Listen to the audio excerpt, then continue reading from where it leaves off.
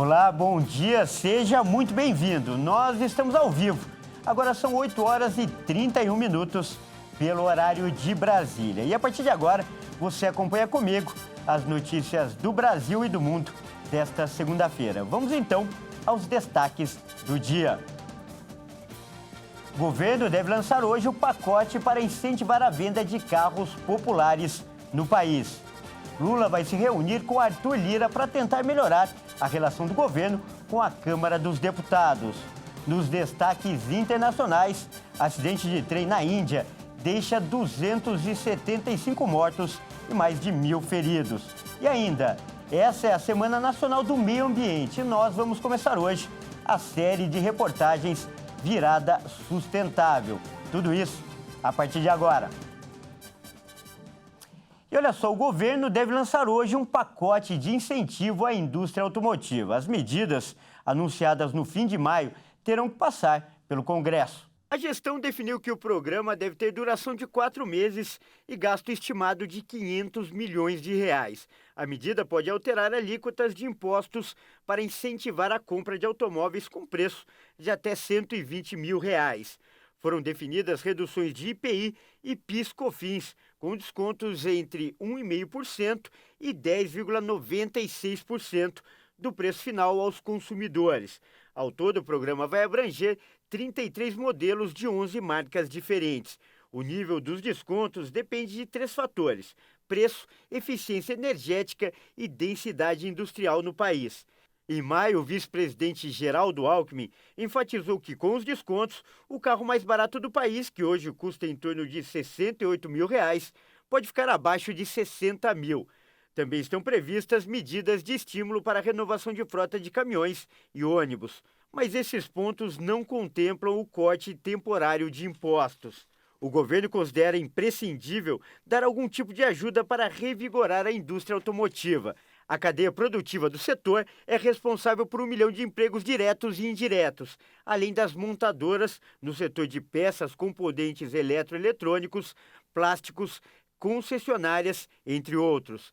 A capacidade instalada de fabricantes de automóveis está em torno de 4,5 milhões de unidades por ano no Brasil. Hoje, quase a metade dessa capacidade está ociosa. O pacote vai ser enviado ao Legislativo como medida provisória e, ao chegar ao Congresso Nacional, a MP deve ser analisada por uma comissão mista e depois seguir para análise da Câmara e Senado para ir à sanção.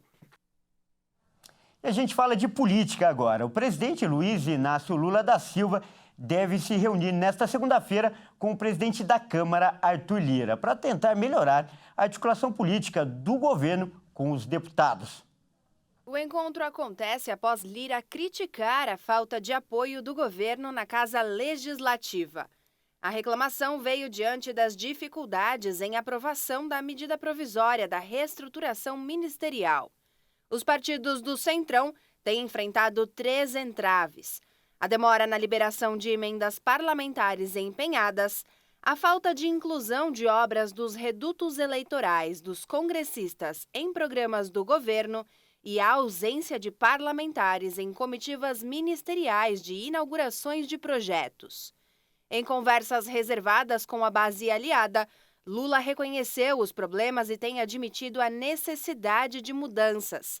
Ao mesmo tempo, o presidente diz que vai respeitar o trabalho do ministro das Relações Institucionais, Alexandre Padilha, que é responsável pela articulação política.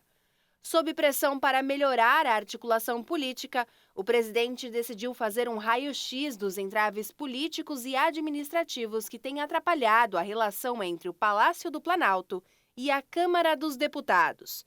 O governo também pretende pedir à equipe ministerial um diagnóstico dos problemas e fazer uma rodada de encontros com líderes partidários para identificar e resolver os obstáculos. E hoje faz 1 ano da morte do jornalista Dom Philips e do indigenista Bruno Pereira, na Amazônia. Os povos locais ainda pedem uma investigação mais ampla sobre o crime e também querem mais segurança na região. Ao completar um ano do assassinato do indigenista Bruno Pereira e do jornalista britânico Dom Phillips, no Vale do Javari, no Amazonas, as principais reivindicações da população indígena não mudaram.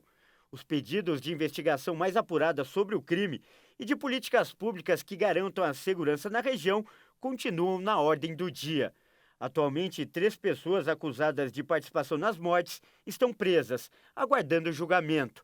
As autoridades policiais colocaram sob suspeita pelo menos 8 pessoas por possível participação nos homicídios e na ocultação dos corpos. Bruno Pereira e Dom Phillips foram mortos em 5 de junho do ano passado, quando viajavam para entrevistar líderes indígenas e ribeirinhos em comunidades próximas ao Vale do Javari, que fica entre os municípios de Atalaia do Norte e Guajará. Essa região amazônica abriga a maior concentração de povos isolados em todo o mundo, com mais de 6.000 pessoas. O local enfrenta problemas com a pesca ilegal e a retirada de madeira, além do narcotráfico. A União dos Povos Indígenas do Vale do Javari, a Univaja, pede uma investigação mais abrangente, incluindo aqueles que apoiam atividades predatórias no Vale do Javari. Também acha necessária a articulação entre as políticas de Estado para proporcionar de forma permanente segurança para as populações nativas locais. A FUNAI, Fundação Nacional dos Povos Indígenas, cobrou um reforço das estruturas para a garantia de uma política mais permanente na região, com um termo de cooperação entre organizações indígenas e o governo. O Ministério dos Povos Indígenas já criou um grupo de trabalho para combater a criminalidade na região. E atenção, estudantes, as inscrições para o Exame Nacional do Ensino Médio, o Enem 2023, começam hoje. E quem pretende fazer a prova tem até o dia 16 de junho para se inscrever. O formulário está disponível no site do INEP. A taxa de inscrição para realizar a prova é de R$ 85 e pode ser paga até 21 de junho. As provas serão aplicadas nos dias 5 e 12 de novembro, com abertura dos portões às 12 horas e fechamento às 13. O teste deve ter início às 13h30, terminando em horários diferentes em cada dia de aplicação. O gabarito será divulgado em 24 de novembro e os resultados serão anunciados no dia 16 de janeiro de 2024. Com o Enem, é possível ingressar em diversas universidades pelo Sistema de Seleção Unificada e de iniciativas, como o Programa Universidade para Todos. Instituições de ensino públicas e privadas utilizam o exame como método de seleção de estudantes. O teste também serve para que os estudantes acessem auxílios governamentais, como o Fundo de Financiamento Estudantil. O resultado também pode ser utilizado para processos seletivos em instituições de ensino de Portugal, que possuem um convênio com o INEP. Qualquer cidadão que concluiu o ensino médio ou está no último ano da educação básica pode fazer a prova para usá-la como acesso ao ensino superior. Quem ainda não concluiu o ensino médio pode fazer o teste como treineiro, servindo de autoavaliação. O Exame Nacional do Ensino Médio foi criado em 1988, com o objetivo de avaliar o desempenho escolar dos estudantes ao final da educação básica. Mas foi a partir de 2009 que a metodologia foi aperfeiçoada e a prova começou a ser utilizada como mecanismo de acesso ao ensino superior. E olha, atenção para esse alerta. Todos os dias acontecem pelo menos 2 acidentes provocados por choques elétricos no Brasil. No ano passado, inclusive, um vídeo viralizou na internet e chamou atenção para esse perigo. As imagens mostram um eletricista que recebeu uma carga de 13.000 volts enquanto fazia manutenção em uma rede. 6 meses depois, ele ainda tenta se recuperar. Vamos conferir. 7 de dezembro de 2022. Para muitas pessoas, esta foi uma data comum, um dia útil de trabalho como outro qualquer. Mas para o eletricista Rodrigo Moraes da Silva, de 40 anos, foi o momento de seu renascimento. Não, eu lembro que eu estava fazendo um acabamento de fibra ótica, né? No poste. Esse fio metálico foi um alicate que pegou no fio terra. Aí eu vim tomar descarga. Naquele momento que eu tomei o choque, pra mim, eu nem ia voltar mais. Rodrigo sofreu uma descarga elétrica enquanto fazia a manutenção na rede de internet na cidade de Bauru, interior do estado de São Paulo. Ele ficou desacordado depois de tomar o choque. Segundo o eletricista, foi uma descarga elétrica de 13.000 volts. Ainda com as costas pegando fogo, ele acordou e conseguiu se desamarrar dos fios para descer a escada. Para ele foi um verdadeiro milagre. No hospital foram necessários enxertos de pele em 33% do corpo, já que o eletricista sofreu queimaduras de 3º grau, além de perder a orelha esquerda. Rodrigo ficou internado por 98 dias e agora se recupera em casa, além de fazer fisioterapia motora e respiratória, para poder, enfim, reconstruir a vida. Fiquei quase 32 dias entubado, né? Sem noção nenhuma do que estava acontecendo. Aí depois que eu acabei de ficar entubado, eu passei pelo centro cirúrgico para tirar as peles queimadas, né, que ficou nas costas. Mas a situação que o Rodrigo passou enquanto trabalhava na rua é muito mais comum do que se imagina. Em 2022 foram registrados 853 acidentes graves por choques elétricos no Brasil. Desse total, 592 pessoas morreram, o que corresponde a 69% dos casos. O maior número de mortes ocorreu em ambientes externos, como em fios de postes. Foram 262 óbitos. É preciso ficar atento. As estatísticas mostram que também há riscos no ambiente doméstico. Mas o choque elétrico dentro de casa pode ser evitado com a manutenção de equipamentos e prevenção. A tenente Adriana Andriussi, do Corpo de Bombeiros de São Paulo, dá orientações para evitar acidentes. Existem alguns dispositivos que são instalados na caixa de energia elétrica, ali nos disjuntores, que ele consegue captar uma fuga de energia elétrica, que seria um choque. E quando ele capta essa fuga de energia elétrica, ele já desliga a eletricidade da residência. No dia a dia, a pessoa começa a tomar choque no chuveiro, tomar um choque na geladeira. Por menor que seja, já é um indício de que alguma coisa está errada na instalação elétrica daquela residência. A militar explica os diferentes tipos de choques elétricos e as lesões causadas pela descarga. A gente pode graduar, então, em 3 tipos de choque elétrico. Aqueles mais leves, que a pessoa vai sentir um pouco de formigamento, um pouco de dor. Uns outros medianos, em que a pessoa já pode ter um problema para respirar, e aí sim já fica grave se ela não tiver um socorro adequado e no tempo adequado. E já os choques mais fortes, que esses sim são bem perigosos e pode até levar uma pessoa à morte. Segundo a tenente Andriussi, em caso de acidente, a primeira atitude deve ser desligar a chave geral de forma segura e nunca encostar na vítima. E veja a seguir. Falha no sistema causou acidente de trem que deixou 275 mortos e mais de 1.000 feridos na Índia. E você vai ver também. Começa hoje a Semana do Meio Ambiente e nós vamos exibir a série Virada Sustentável, com reportagens especiais sobre o tema. Nós voltamos já.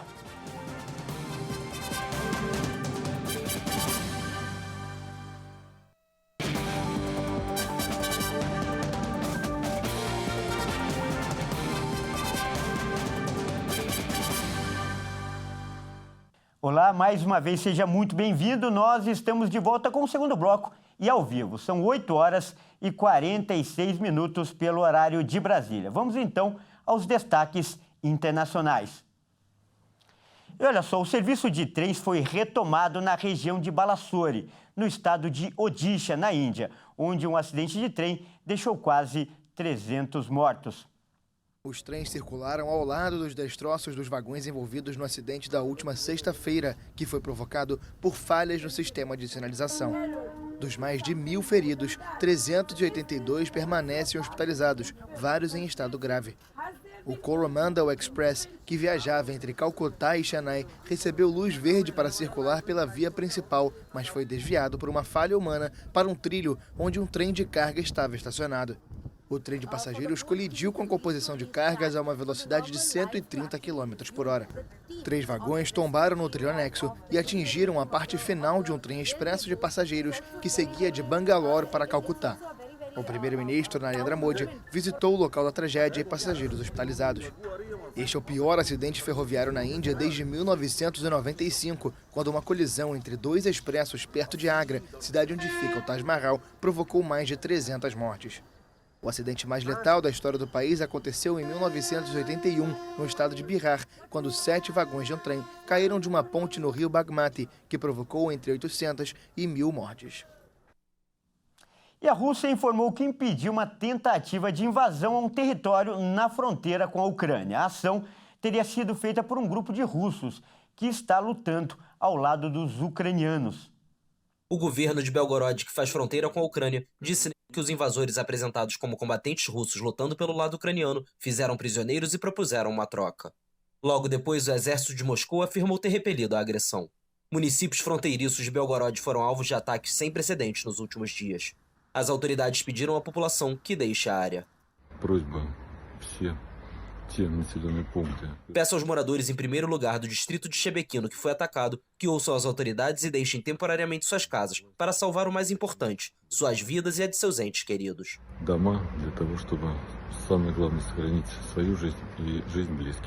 Mais de 4.000 pessoas estão em centros de acolhimento que foram abertos para emergências. Na Ucrânia, forças russas atacaram o centro do país, deixando uma menina de 2 anos morta e 22 pessoas feridas na cidade de Dnipro. Putin б'є по цивільним. Подивіться, де тут знаходяться військові частини, де тут об'єкти. Putin está atacando civis. Onde estão as unidades militares aqui? Onde estão os objetos que poderiam ser considerados um alvo legítimo? Uma casa de 2 andares onde moram mulheres, crianças e idosos é um alvo que deve ser destruído? Quero que todos entendam o que o terrorista Putin está fazendo. Isso é terrorismo contra a população civil. Eles matam civis. Терорист Путін – це терор цивільного населення. Вони вбивають цивільних. O exército russo alegou ter atacado aeródromos militares ucranianos e centros de comando e equipamentos, sem especificar a localização das instalações. Os bombardeios russos à Ucrânia se intensificaram nas últimas semanas, assim como as incursões de forças para Kiev em território russo. A Arábia Saudita anunciou um corte de 1 milhão de barris de petróleo por dia na produção. O objetivo é evitar a queda do preço no produto. A Arábia Saudita vai promover um corte adicional de sua produção de petróleo de 1 milhão de barris por dia, com o objetivo de estimular os preços. O anúncio foi feito neste domingo ao final do encontro da Aliança de Países Exportadores de Petróleo, a PEP+, em Viena.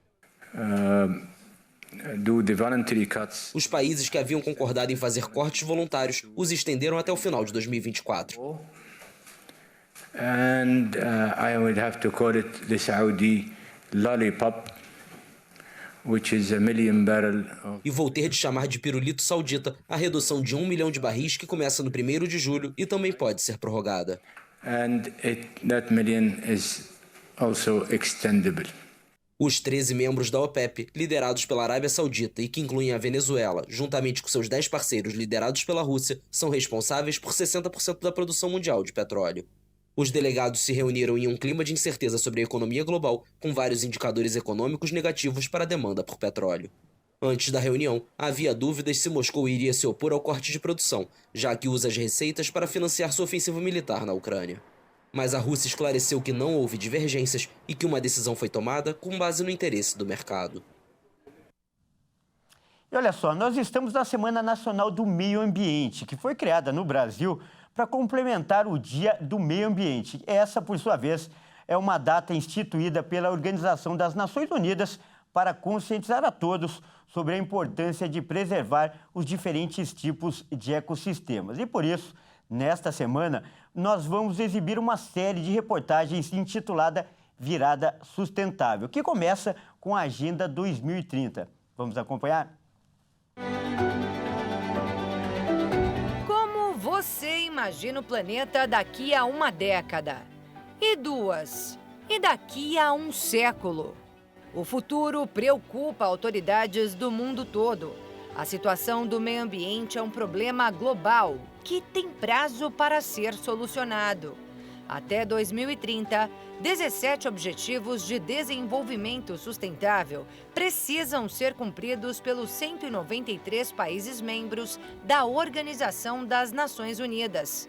Com o nome de Agenda 2030, o pacto foi firmado em 2015, mas vale sempre ser lembrado, especialmente na Semana do Meio Ambiente. O documento destaca a importância da agricultura sustentável, consumo e produção responsáveis, energia limpa e acessível, água limpa e saneamento, proteção da vida na água e na terra e muito mais. São compromissos relacionados à redução da fome no mundo, a promoção do saneamento básico, a busca por utilização de fontes de energia menos poluentes e renováveis, né, a redução de desigualdades entre homens e mulheres, entre a população das diferentes recortes raciais, a promoção dos direitos das crianças, dos jovens, a qualidade de vida nas cidades. Então, tem uma série de compromissos, são 169 metas, que estão divididas em 17 objetivos. Igor Pantoja é coordenador no Instituto Cidades Sustentáveis, responsável pela elaboração da plataforma que mede o avanço do Brasil sobre as metas da agenda. Segundo o índice, quase 70% dos municípios brasileiros estão classificados no nível de desenvolvimento sustentável baixo ou muito baixo. E até agora, nenhuma cidade do país atingiu o nível alto perante as metas da ONU. Em 8 anos, desde que o pacto foi firmado, não houve avanço significativo em nenhum dos 5.570 municípios monitorados pela plataforma. O diagnóstico é muito complicado porque realmente, né, acaba confirmando isso. A gente avançou muito pouco, né? A gente tem um contexto internacional difícil, tem uma guerra, mas mesmo antes do conflito da Ucrânia com a Rússia já tinha muito pouca evolução, né? Então, nesse ano vai ter um encontro novo das Nações Unidas para tratar desse tema, no sentido de acelerar as medidas para conseguir alcançar esses objetivos até 2030. Igor destaca que os bons resultados dependem não só dos governantes, mas da população como um todo. E reforça que cada cidadão pode e deve contribuir para que as cidades brasileiras atinjam suas metas.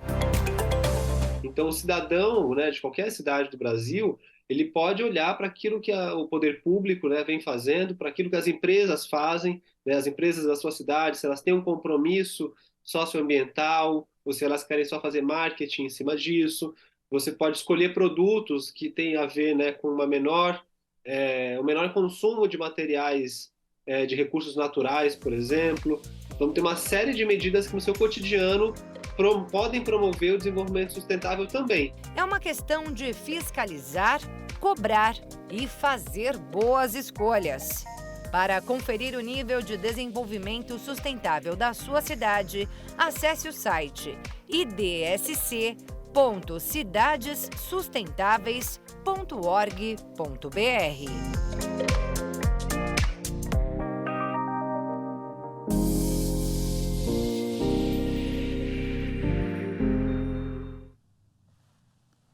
Muito legal, né?